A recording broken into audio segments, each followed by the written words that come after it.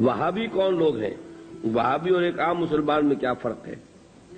دیکھیے، وہابی کا لفظ بطور گالی استعمال کیا جاتا ہے، جیسے جماعت اسلامی کے لوگوں کو لوگ مودودیہ کہہ دیتے ہیں۔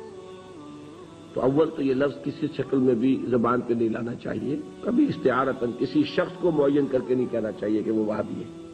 یہ وہ یعنی توہین ہے جس سے کہ اللہ تعالیٰ نے روکا ہے۔ لیکن وہ کون لوگ ہیں جنہیں وہابی کہا جاتا ہے؟ نجد میں آج سے تقریباً 250 سال پہلے ایک شخصیت پیدا ہوئی، محمد ابن عبد الوہاب۔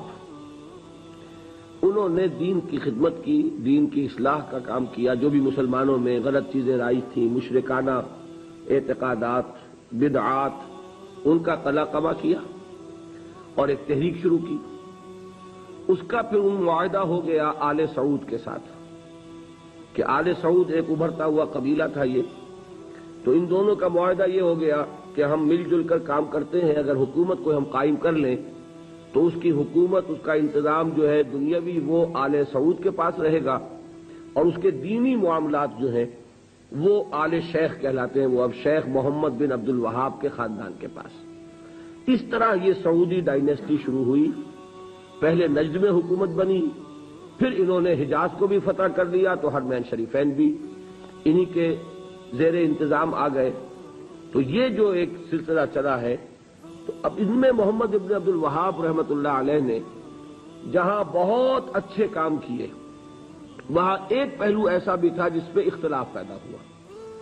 انہوں نے تصوف پر بڑی شدید تنقیدیں کی، اور اس میں کچھ میں سمجھتا ہوں کہ جیسا ہوتا ہے، کوئی جب بھی ریفارمر کھڑا ہوتا ہے، کوئی مصلح، تو جذبات میں آ کر بعض اوقات سخت باتیں بھی کہہ دیتا ہے۔ تو اس طرح کی کچھ باتیں بھی انہوں نے فرمائی ہیں۔ اس کا رد عمل ہندوستان میں خاص طور پر ہوا، اور انگریز نے وہاں پر جو شہیدین کی تحریک تھی، شاہ اسماعیل شہید اور سید احمد بریلوی رحمۃ اللہ علیہ، ان کی جو تحریک تھی، اس کو بدنام کرنے کے لیے یہ کہہ دیا کہ یہ انہی وہابیوں کے پیروکار ہیں، اور ہمارے ہاں بعض علماء نے پھر ان کی مخالفت اسی وجہ سے کی اور فتوے دیے ان کے خلاف۔ تو اب یہ لفظ جو ہمارے ہاں بریلوی مکتب فکر کہلاتا ہے، اس کی سب سے بڑے گالی ہے جو وہ دے دیتا ہے۔ وہ دیوبندیوں کو بھی وہابی کہہ دیں گے، وہ تو اب گالی دینے کی بات ہوئی نا، تو گالی دینی ہے تو دے دو جو چاہے۔ حالانکہ دیوبندی مکتب فکر کے علماء محمد ابن عبد الوہاب کی ہر بات کو نہیں مانتے، بلکہ وہ خود بھی تنقیدیں کرتے ہیں ان پر کہ ان معاملات میں انہوں نے حد اعتدال سے تجاوز کیا ہے۔ میں اس وقت فیصلہ نہیں کر رہا کون سی بات اور صحیح ہے یا نہیں ہے، میں صرف بات آپ کو بتا رہا ہوں کہ دیوبندی علماء کو بھی ان سے کچھ اختلافات ہیں۔ ہاں، ہمارے ہاں جو اہل حدیث حضرات ہیں وہ ان کے خیال سے کلیتاً جو ہے وہ متفق ہیں۔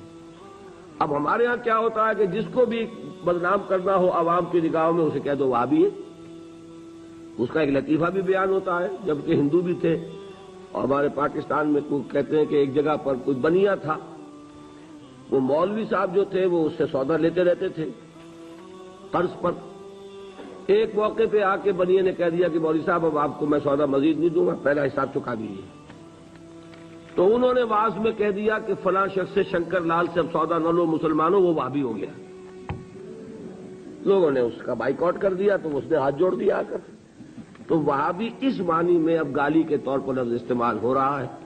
اللہ تعالیٰ مجھے اور آپ کو اس سے بچائے۔ محمد ابن عبد الوہاب رحمۃ اللہ علیہ نے بہت کام اچھے کیے۔ اس عرب میں بھی بہت شرک ہو رہا تھا، قبر پرستی ہو رہی تھی، یہاں تک کہ جو یمن سے حاجی آتے تھے، طائف سے گزرتے ہوئے حضرت عبداللہ ابن عباس کی قبر چونکہ طائف میں ہے، پہلے اس کا طواف کرتے تھے، پھر جاتے تھے خانہ کعبہ کی طرف۔ تو انہوں نے ان تمام چیزوں کو ختم کیا ہے، اور ابھی تک تو انہی کے اثرات تھے اصل میں کہ جو سعودی عرب میں چل رہے ہیں۔ اب جو نئی نسل ابھر آئی ہے تو وہ آل شیخ کا عمل دخل جو ہے وہاں بہت کم ہو گیا ہے۔ آگے حالات کیا ہوتے ہیں تو اللہ کے علم ہے۔ یہ ہے اصل شے، تو اس کو جو حقیقت ہے اسی تک رکھنا چاہیے۔